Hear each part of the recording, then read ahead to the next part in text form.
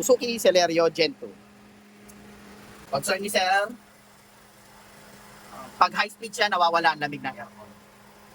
So ito yung low side ng AC. So dapat moist lang yan. So nagyayelo na. Nagyayelo.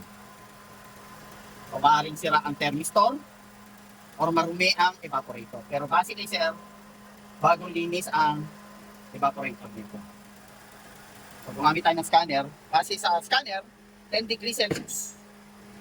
Pero nag-freeze na yung evaporator at itong low side. So dapat dito, before 0 degree, dahil HVAC system to, 0 degree mag-automatic shutdown ang compressor. Pero hindi. So, maaaring sira ang thermistor, inaccurate ang reading, kaya hindi nagsha-shutdown ang compressor, or dahil bagong linis to, maaaring sa pagkabalik, hindi na ilagay sa tamang pwesto yung thermistor sa loob.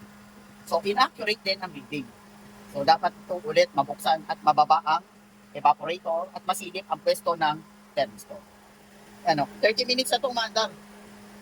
So, mawawala talaga ang lamig niyan kapag high speed ka kasi mabablock ang evaporator ng yelo.